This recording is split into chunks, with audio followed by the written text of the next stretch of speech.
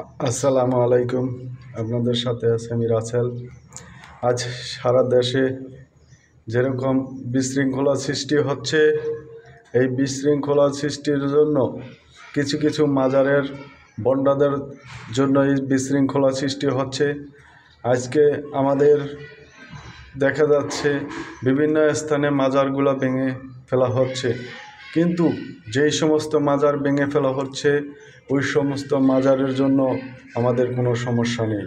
কিন্তু আমাদের একটি কথা হচ্ছে, এই বাংলার জমিনে যারা ইসলাম ধর্ম নিয়ে আসছে, যেমন হযরত শাহজালাল রহমতুল্লাহি আলাইহিস এবং খান জাহান আলী এবং চট্টগ্রাম মহসিন আউলিয়া এবং হাজী শরীয়তুল্লাহ, এরকম অনেক যারা ভালো ব্যক্তি, যারা বুজুর্গ, যারা এই দেশে ইসলাম নিয়ে প্রচার করার জন্য এসেছিল, তাদের মাজার ভাঙা হবে না এবং যেন কেউ ভাঙতে না পারে এদিকে আমাদের দৃষ্টি রাখতে হবে।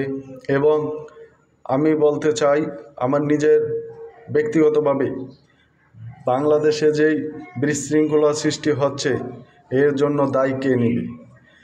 আমাদের এই বাংলাদেশে বর্তমানে যেই পরিস্থিতিতে বিভিন্ন আন্দোলন, বিভিন্ন অপকর্ম চলছে, এগুলো নিয়ে মানুষ উদ্বিগ্ন।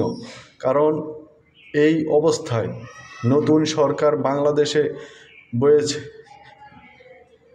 এখন এই অবস্থায় আমাদের ডক্টর ইউনূস সাহেব কী করবে?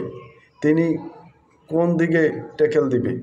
আজকে আমাদের বাংলাদেশের যেই বিশৃঙ্খলার সৃষ্টির জন্য একমাত্র দায়ী প্রধানমন্ত্রী শেখ হাসিনা, যিনি এই মাজারপন্থীদেরকে তাদের থেকে মোটা অঙ্কের টাকা নিয়ে আজকে মাজারগুলোকে বিভিন্ন প্রলোভন দেখিয়েছে এবং মাজারের যেই সমস্ত লোকগুলা বিভিন্ন মানুষকে আকৃষ্ট করেছে এবং ভুল ফতুয়া দিয়া মানুষকে বিভ্রান্তর সৃষ্টি করেছে।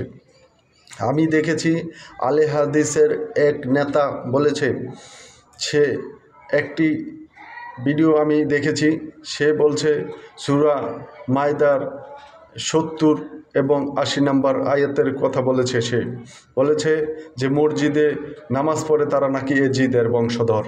আমি বলতে চাই, মসজিদ যেই আয়াতের কথা তিনি বলেছে, তিনি একটা আয়াতের একটু মাত্র বিন্দুও তিনি সত্য কথা বলেনি।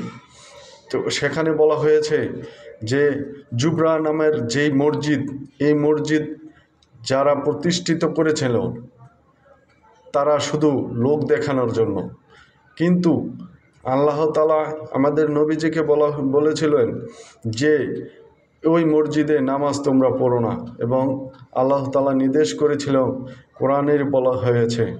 কেননা ওই মসজিদ, যেই মসজিদে ওখানে বলা হয়েছে, যেই মসজিদে উঠানোর পূর্ব থেকেই, যেই মসজিদে উঠানোর পূর্ব থেকে ভিত্তি স্থাপন শুরু থেকে, যেই মসজিদে আল্লাহ এবং আল্লাহর নাম এবং উলামাদেরকে নিয়ে যে মসজিদ তৈরি হবে, সেখানে নামাজ পড়ার কথা বলেছে। শুধু বলেছে জুবরা নামের এক মসজিদ, যারা আমাদের রসুলকে বিভ্রান্ত করার জন্য যে মসজিদ করেছিল, সাধারণ মুসলিমদেরকে বিভ্রান্ত করার জন্য যে মসজিদ তৈরি করেছিল, ওই মসজিদের কথা বলেছে। কিন্তু আজকে মাজারের যে সমস্ত বন্ড খাদেমরা, যেই সমস্ত উলামাদেরকে বিভিন্নভাবে যেই সমস্ত কথা বলছে, তারা সম্পূর্ণ শিরকি কথা বলছে। আমি বলতে চাই আমার ব্যক্তিগতভাবে যে যেই সমস্ত এই মাজার, কিন্তু সব মাজার খারাপ নয়, কিছু মাজার আছে ভালো, কিন্তু কিছু মাজারের কারণে, কিছু বন্ডারদের কারণে আজকে মাজারগুলো খারাপ হচ্ছে। আজকে মাজার দিকে মানুষ ধিক্কার দিচ্ছে, হাজার হাজার লোক মাজারে যায়।